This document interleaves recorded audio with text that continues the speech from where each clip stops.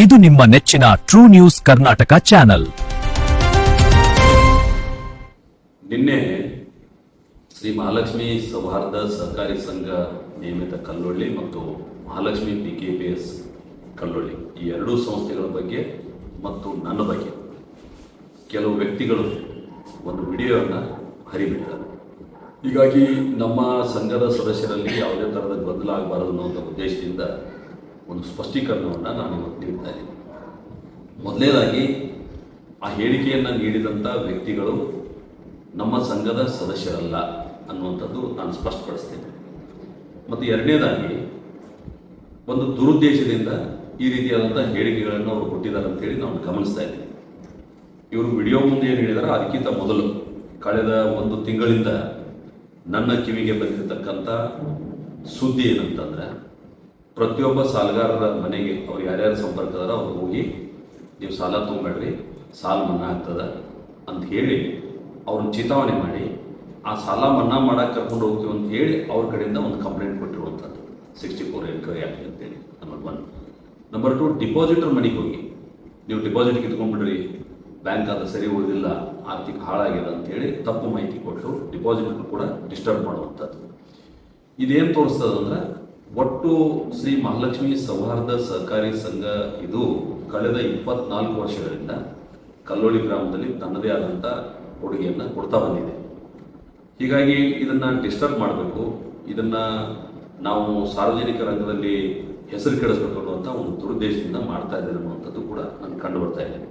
ಹೀಗಾಗಿ ನಾನು ನಮ್ಮ ಸಂಘದ ಸದಸ್ಯರಿಗೆ ನಮ್ಮ ಆರ್ಥಿಕ ಸ್ಥಿತಿಗತಿ ಬಗ್ಗೆ ಮಾಹಿತಿ ಕೊಡಲಿಕ್ಕೆ ನಾನು ಬಯಸ್ತೇನೆ.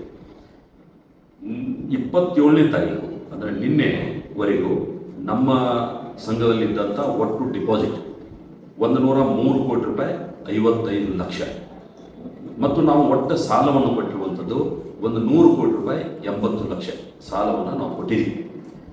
ಒಟ್ಟು ದುಡಿಯುವ ಬಂಡವಾಳ ನಮ್ಮದು 116 ಕೋಟಿ 49 ಲಕ್ಷ ನಮ್ಮ ದುಡಿಯುವ ಬಂಡವಾಳ ಇದೆ. ಮತ್ತು ಬ್ಯಾಂಕ್ ಕೂಡ ಒಂದು ಸುಸಜ್ಜಿತವಾದ ಕಟ್ಟಡವನ್ನು ಕೂಡ ಹೊಂದಿದೆ. ನಾವು ಒಳ್ಳೆಯ ಕೆಲಸವನ್ನು ಮಾಡ್ತಾ ಇದ್ದೇವೆ ಮತ್ತು ನಾವು ಕೂಡ ಬೇರೆ ಬೇರೆ ಕಡೆ ಹೂಡಿಕೆ ಮಾಡಿ ಸುಮಾರು 16 ಕೋಟಿ 70 ಲಕ್ಷ 42 ಸಾವಿರ ನಮ್ಮದು ಲಿಕ್ವಿಡ್ ಕ್ಯಾಶ್ ಇದೆ. ಬ್ಯಾಂಕ್ ಬ್ಯಾಲೆನ್ಸಲ್ಲಿ ಕೂಡ 2 ಕೋಟಿ 53 ಲಕ್ಷ ಇದೆ.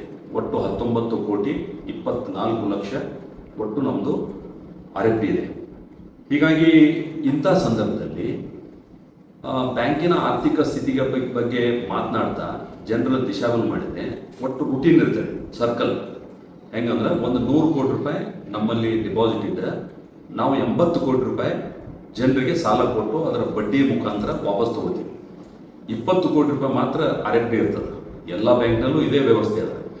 ಹೀಗಾಗಿ ಇದನ್ನು ಅಪಪ್ರಚಾರ ಮಾಡೋದ್ರ ಮೂಲಕ ಒಟ್ಟು ಡಿಪಾಸಿಟರ್ನ ಒಂದೇ ಸಲ ಬ್ಯಾಂಕಿಗೆ ಬರುವಂತೆ ಮಾಡಿ ನಾವು ಎಲ್ಲೋ ತಪ್ಪಿದ್ದೀವಿ ಅನ್ನುವಂಥ ಕಲ್ಪನೆ ಕೊಡುವಂಥ ಒಂದು ಪ್ರಯತ್ನಗಳ ಇದರ ಹಿಂದೆ ನಡ್ತಾವ ಅಂತ ನನಗೆ ಗೊತ್ತಾಗಿದೆ. ಮತ್ತು ನಾನು ಕಳೆದ ಹಲವಾರು ತಿಂಗಳಿಂದ ಅವರ ಚಟುವಟಿಕೆಗಳನ್ನು ಅಧ್ಯಯನ ಮಾಡಿದ್ದೀನಿ. ನಮ್ಮ ಬ್ಯಾಂಕಿನ ಸದಸ್ಯರಲ್ಲದಿದ್ದರೂ ಕೂಡ ನಮ್ಮ ಕೆಲವು ಸಿಬ್ಬಂದಿಗಳ ಜೊತೆ ಅವರ ಸಂಬಂಧ ಇತ್ತು ಅನ್ನುವಂಥದ್ದು ಕೂಡ ನನಗೆ ತಿಳಿದು ಬಂದದ. ಇತ್ತೀಚೆಗೆ ಈ ಯಾವ ಮೈಕ್ರೋ ಸಾಲವನ್ನು ಕೊಡ್ತಕ್ಕಂಥ ಒಬ್ಬ ವ್ಯಕ್ತಿಯನ್ನು ಹಲವು ದಿನಗಳ ಕಾಲ ತಮ್ಮ ಕಂಟ್ರೋಲಲ್ಲಿ ಇಟ್ಕೊಂಡಿದ್ರು. ಈಗ ಆ ವ್ಯಕ್ತಿ ಇವತ್ತಿನ ತನಕ ನಮ್ಮ ಬ್ಯಾಂಕಿಗೆ ಇನ್ನೂ ಕೂಡ ಹಾಜರಾಗಿಲ್ಲ ಅನ್ನುವಂಥದ್ದು ಕೂಡ ಯಾವ ಹಿನ್ನೆಲೆ ಅನ್ನುವಂಥದ್ದು ಕೂಡ ನಾನು ಪ್ರಶ್ನೆ ಮಾಡಬೇಕಾಗ್ತದೆ.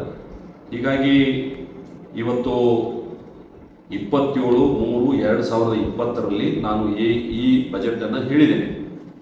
ಇನ್ನು ಮುಂದಿನ ದಿನಗಳಲ್ಲಿ ಈ ರೀತಿ ಅಪಪ್ರಚಾರ ಮಾಡೋದ್ರ ಮುಖಾಂತರ, ಸಂಸ್ಥೆಯ ಹೆಸರು ಕೆಡಿಸೋದ್ರ ಮುಖಾಂತರ ಏನಾದರೂ ಆರ್ಥಿಕ ಹಾನಿಯಾದ ನೇರವಾಗಿ ಈ ಅಪಪ್ರಚಾರ ಮಾಡಿದಂಥ ವ್ಯಕ್ತಿಗಳೇ ಸಂಬಂಧಪಡ್ತಾರೆ ಅನ್ನುವಂಥದ್ದು ಒಂದು.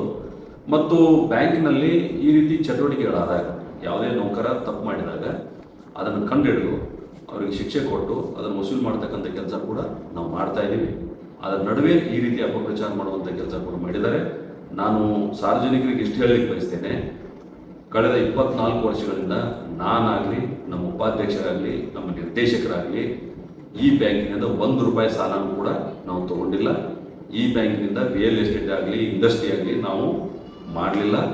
ಕೇವಲ ನೇರವಾಗಿ ಜನರಿಗೆ ಕೊಟ್ಟಿದ್ದೀವಿ.